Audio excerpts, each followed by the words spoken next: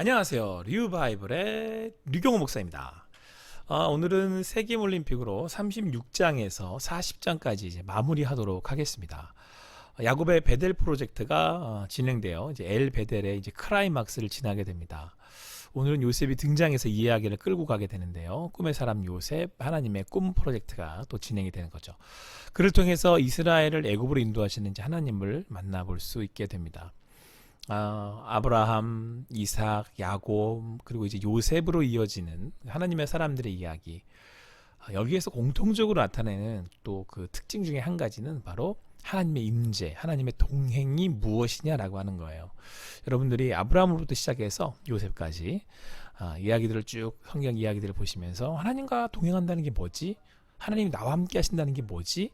하나님이 임재하신다는 것이 무엇이지? 라고 하는 사실을 발견하실 수 있게 되기를 바라고, 그런 하나님하고 늘 동행하는 여러분과 제가 되기를 바랍니다. 자, 그럼 준비되셨죠? 함께 가시죠. 지난주에 살펴본 31장에서 35장까지의 말씀에서는 야곱이 고향으로 돌아오는 길에 약복강에서 씨름하며 한도뼈가 부러졌지만 그가 이스라엘이 됩니다. 이후에 세겜에서 딸 디나가 강간을 당해서 가정의 아픔과 위기에 상하게 처하게 되는데요. 엘 베델, 베델의 하나님을 다시금 만나 회복됩니다. 그렇게 시간은 흘러 자신의 삶을 다 바쳐 사랑한 여인 라헬이 죽게 되죠. 야곱은 어떤 마음이었을까 생각해 봅니다. 그리고 아버지 이삭도 보내드리게 됩니다. 여러분, 신앙을 너무 어렵게만 이해하려고 하지 마십시오. 신앙은 믿으며 사는 겁니다. 지금 나의 신앙의 자리가 베델의 자리인지 약복강 나루인지 아니면 엘 베델의 자리인지 우리가 함께 이 시간을 통해서 말씀을 보시며 위로와 인도하심을 받는 시간이 되었으면 좋겠습니다. 자, 이번 주는 36장에서 에서의 족보로 시작을 합니다. 세계올림픽 수상대 앞에서 수상 명단에 에서가 적혀 있는 것을 보죠. 36장 에서의 족보.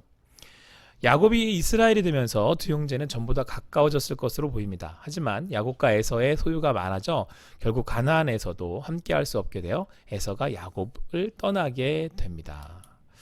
그러면서 35장에서 야곱의 족보에 이어 36장에서는 에서의 족보가 나오는데요. 그도 이삭의 자녀로 하나님의 예언을 따라 자손들이 태어나며 여러 족속과 나라가 됩니다. 그렇게 에서는 에돔의 조상이 되는 거죠. 하나님은 계속해서 세상 사람들의 족보, 그리고 하나님의 사람들의 족보를 보여주십니다. 이것은 하나님을 알고 말씀을 따라 사는 이들과 자신들이 세운 나라에서 스스로 왕이 되어 사는 사람들을 비교해 주면서 보여주시는 겁니다. 이 땅에서는 하나님을 아는 이들과 모르고 사는 이들이 있습니다. 세상은 영우호골에게 조명을 비추죠. 그리고 그들에게 주목합니다. 성경에 보면 하나님은 하나님 족보의 사람들, 믿음의 사람들에게 조명을 비추고 계십니다. 그들의 삶을 주목하고 계십니다. 바로 여러분들을 주목하고 계십니다. 자, 37장 세계올림픽 국기, 해달별 요셉의 꿈 이야기, 37장 요셉의 꿈 살펴보겠습니다.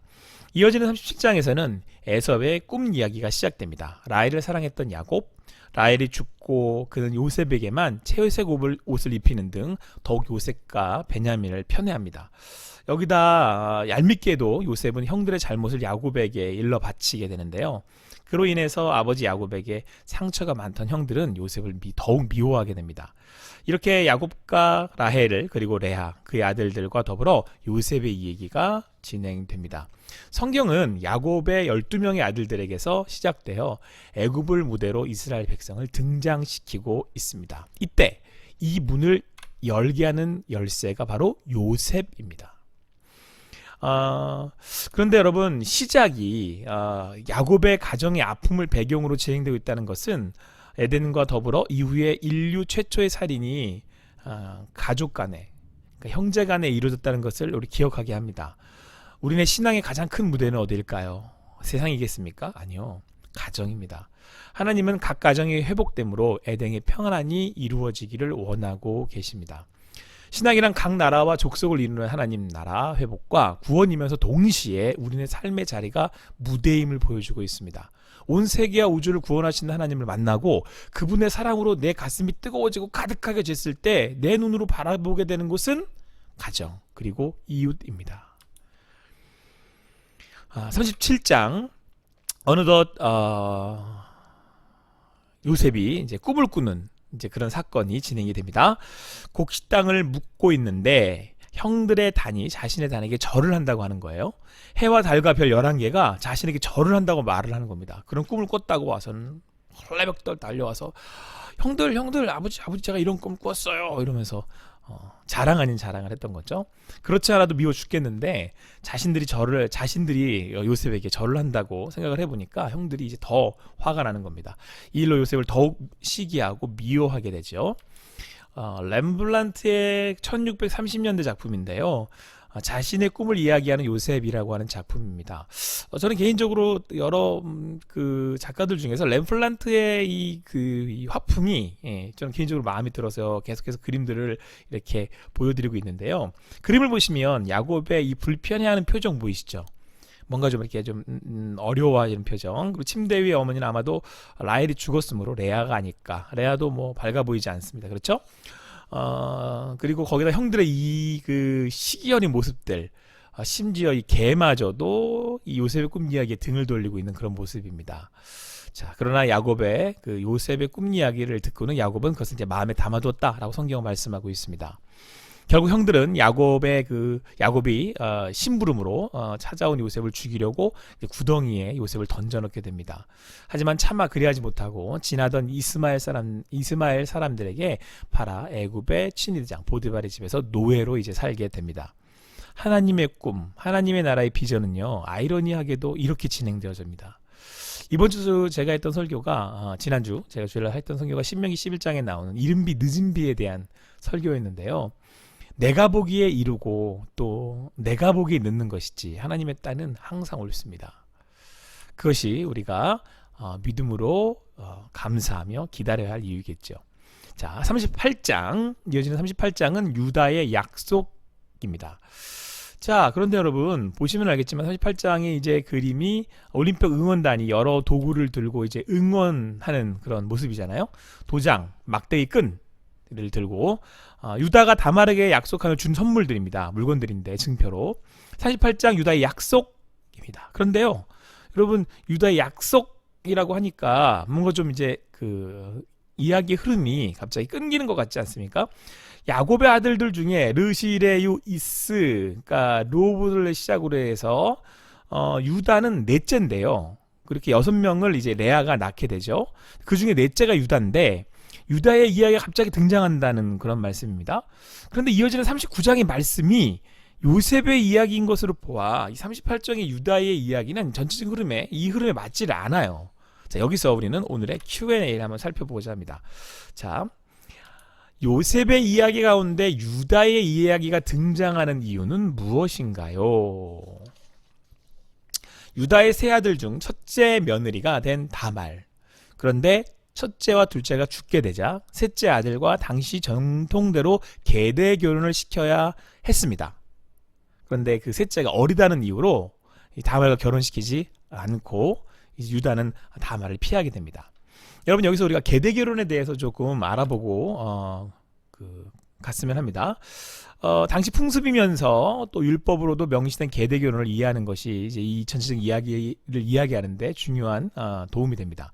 당신이 형이 죽으면 아우가 형을 이어 대를 이어주고 가족을 돌보도록하는 풍습이 있었는데요. 여기서 우리가 한 가지 더 유념해야 할 것이 있는데 그것은 우리가 연대기적으로 우리가 성경을 살펴볼 때 시대적 환경에 대한 이해가 필요하다는 겁니다. 성경을 연대기적 관점으로 바라볼 때요, 우리는 시대별로 행하여진 풍습이 지금의 가치나 윤리적 기준에서는 용납되지 않는 것들이 있음을 발견하게 되죠. 이러한 부분을 당시의 시대적인 상황으로 보면서 이해해야 합니다. 그래서 계대 결혼은 당시의 어려운 상황에서 가계의 보존과 재산권의 보존을 위해서 생겨난 풍습이며 이스라엘 사회 내에서는 하나의 율법으로 정착되어 예수님 당시까지 이어져 내려오게 된다는 것을 우리가 알아야 됩니다. 그래서 이 계대 결혼의 풍습은 사회적으로 아주 강력한 구속력을 갖고 있었다고 합니다. 자, 그래서 이제 셋째가 성인으로 자랐는데 약속대로 그 셋째와 다멜이 자신을 결혼시켜 주시지 않자 다말이요, 창녀로 변장을 해서 시아버지 유다와 동참하게 됩니다. 지금 보면 무슨 이제 막장 드라마 막 하는 것 같은데, 이때 대가로요 염소 새끼를 주겠다고 약속하고 징표로 유다가 가지고 있던 지팡이 끈 도장을 이제 그 다말이 요구해서 주게 됩니다. 여기 보이시죠? 지팡이 끈 도장. 그리고 얼마 후에 다말이 임신을 했다는 이야기를 유다가 듣게 되고는 이제 그녀를 벌하려고 하는데요.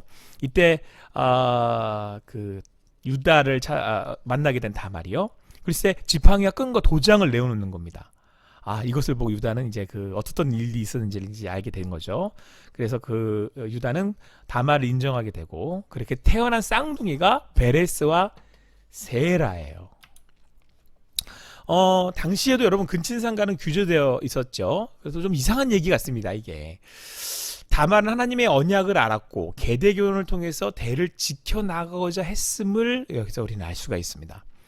그런데 유다의 이 우유부단함으로 상황이 어려워지자, 이거 이루어지지 않자 그녀는 창녀로 변장해서 시아버지 사이에서 베레스와 세레를 낳아 대를 이었던 겁니다.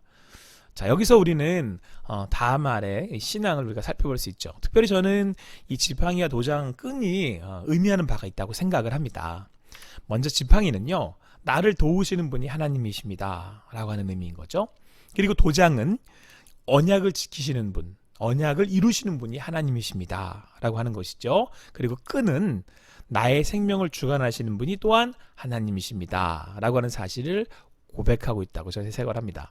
다만 유다에게 요구한 선물을 통해서 그녀는 도우시는 분이 하나님이시고 언약을 이루신 분이 하나님이시고 생명의 주관자가 하나님이십니다 라고 고백했던 것입니다. 그래서 이후에 여러분 다말을 시작으로 해서 하나님의 이 족보에 몇 명의 여자들이, 이방의 여자들이 등장을 하고 막 이렇습니다. 자, 그때 다시 한번 이 여자들의, 이 여인들의 믿음에 대해서 다시 한번 살펴볼 수 있도록 하겠습니다.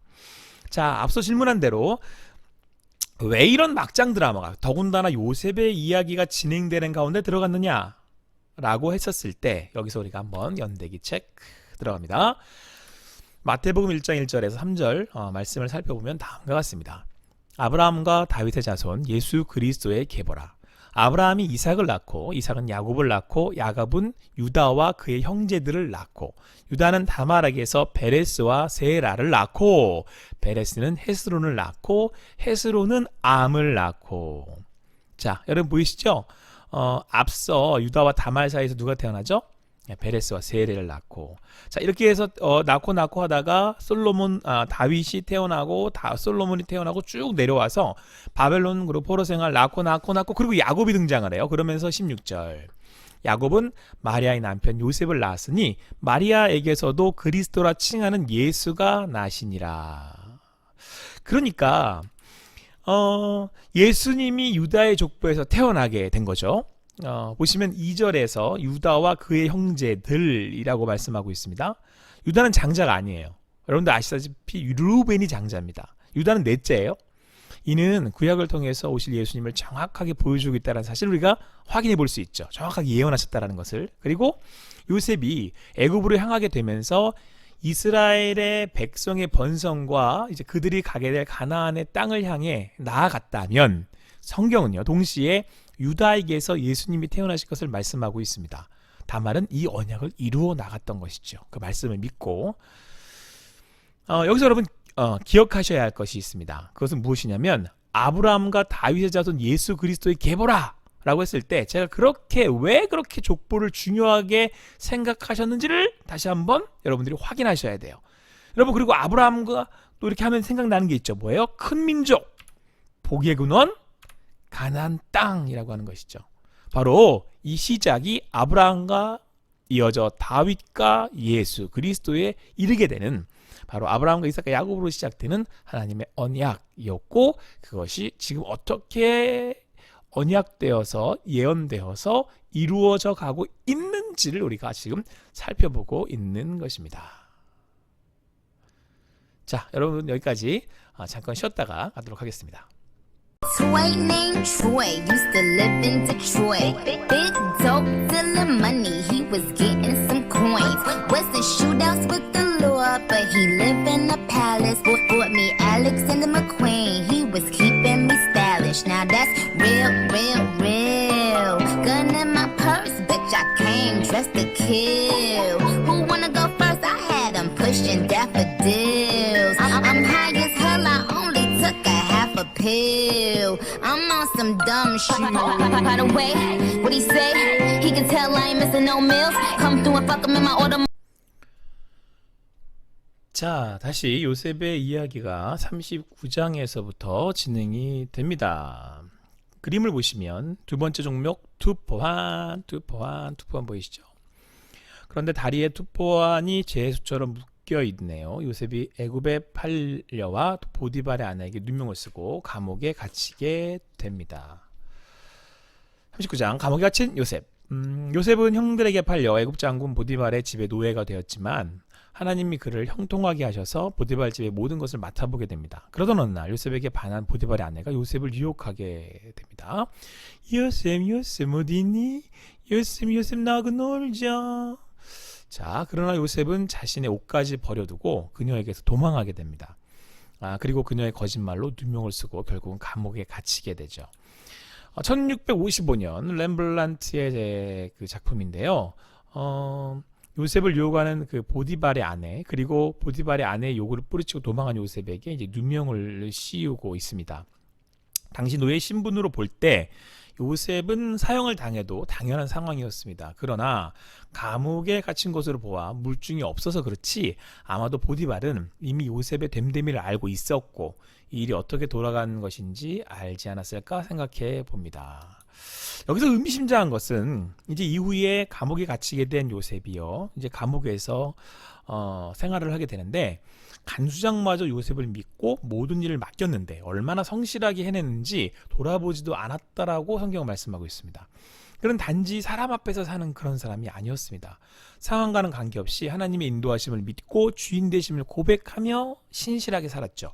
이것을 성경은 하나님이 그를 형통하게 하셨다라고 표현하고 있습니다. 모든 사람은 형통하게 살고 싶어 합니다. 형통한 삶은 그냥 잘되고 성공하는 삶이 아니라 하나님을 믿음으로 오늘 삶을 통해 주어진 말씀에 순종하며 살아가는 것입니다. 이것을 하나님과 동행하는 삶이다 라고 하는 것이죠. 그래서 믿음은 그런 척하는 삶이 아니라 하나님을 믿기에 진심으로 살아가는 것이며 이처럼 삶의 열매를 맺게 됩니다. 그래서 예수님께서도 열매를 안다고 말씀하셨던 것이죠. 사람들은 믿는 사람들을 통해서 하나님을 경험합니다. 하나님의 살아계심을 듣게 됩니다. 자, 여러분, 여러분과 저는요, 지금 어떤 열매를 맺고 있는지 한번 생각해 보았으면 좋겠습니다. 주변의 사람들이 나를 통해서 과연 어떤 열매를 맛보고 있는지 한번 생각해 보았으면 좋겠습니다. 요셉은 있는 그곳에서 하나님과 동행하며 그가 맺는 열매로 많은 사람들에게 하나님의 살아계심을 증거할 줄 아는 사람이었습니다. 자, 이어서 여러분 40장 열매 맺는 삶을 살아야 된다. 네. 자, 이어서 40장 전체 그림에서 여러분 쭉 보시면 오늘 살펴본 36장에서의 족보, 그리고 이어서 요셉의 꿈, 그렇죠? 그리고 나서 이제 유다의 약속이 중간에 나와서 왜 그것이 이제 나왔는지를 살펴봤고요. 39장에 이제 감옥에 갇힌 요셉 이렇게 지금 등장하고요. 그리고 40장을 보시면 자, 드디어 이제 큰 인형탈을 쓰고 응원하는데 술병과 떡이네요. 떡 맡은 간원장과 술 맡은 간원장의 이야기, 요셉의 꿈 해몽 40장 진행하겠습니다. 그러던 중 요셉은 술 맡은 간원장과 떡 맡은 간원장을 만나게 됩니다. 요셉은 정성을 다해 이들을 섬겼습니다. 그러던 중 요셉은 이 두 사람의 꿈을 해석해 주게 되는데요. 결과는 술 맡은 간원장은 목직이 되고 떡 맡은 간원장은 죽는다는 거였어요. 자, 보시면 여러분 술병은 웃고 떡죠. 빵 모양으로 생겼지만 울고 있죠. 요셉의 해몽처럼 떡 맡은 간원장은 죽고 술 맡은 간원장은 사는데요. 요셉은 감옥을 나가 복직하게 될 술 맡은 간원장에게 자신의 억울함을 이야기하고 도움을 청합니다. 그러나 성경은 그가 요셉을 잊었다라고 말씀하고 있습니다. 요셉에게는 회복될 수 있는 희망의 끈이었지만 끊어져 버린 것입니다. 아무리 희망을 찾을 수 없는 저 밑바닥 감옥에 갇히게 된 요셉입니다. 저희가 살면서 더 이상 내려갈 데가 없다, 그래 더 이상 희망이 없다, 소망이 없다, 자, 그럴 때 하나님 우리를 진하게 만나 주십니다. 자, 그러면 다음 주 우리 41장부터 50장까지 이 요셉을 통해서 하나님께서 어떻게 역사하신지 우리가 함께 살펴보고자 합니다.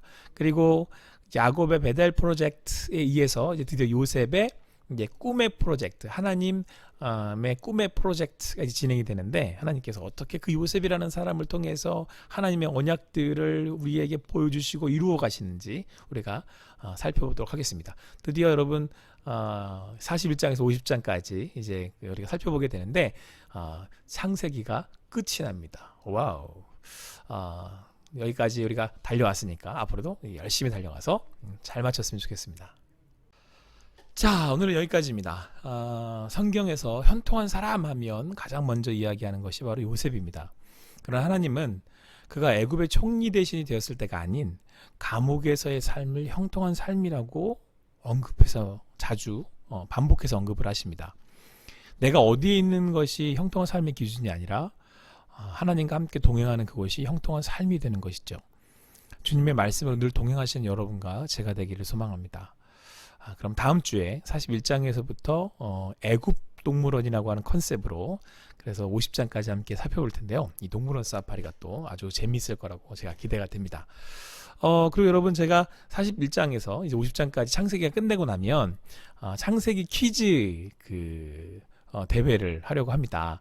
그래서 제가 한 10문제 정도의 문제를 내면 여러분들이 그것을 이제 잘 이렇게 작성을 하셔서 저에게 메일로 보내주시면 제가 두 분에게, 그러니까 최고 득점자와 차점자에게, 그리고 두 분, 추첨해서 두 분, 그리고 10번 문제가 아주 재밌을 텐데 그 10번 문제 아주 재밌고 또 아주 그냥 잘 이렇게 톡톡 튀게 이렇게 풀어주신 분에게 5분 제가 선정을 해서 스타벅스 커피 여러분들에게 이렇게 나눌 수 있도록 그렇게 하겠습니다. 저희가 이 리바이벌 연대기 성경 공부를 시작할 때의 취지가 장제목을 외우면서 전체적으로 성경을 이렇게 조망할 수 있기를, 또 그래서 이렇게 나름대로의 전체적인 성경의 틀을 가지고 성경을 읽어 나갈 때에 성경이 좀 더 잘 이해되고 또 자신이 성경을 이해하는데 바른 이해가 되어질 수 있도록 돕는 거였어요. 여러분들이 이렇게 중간중간에 책을 끝날 때마다 제가 여러분들에게 조금 공부를 할 수 있도록 그렇게 도움을 드리도록 하겠습니다. 그러면 지금부터 잘 준비하셔서 여러분들 성경도 아시고 또 맛있는 커피도 드실 수 있게 되기를 바랍니다. 한 주간도 평안하시고요. 그러면 다음 주에 다시 만나요.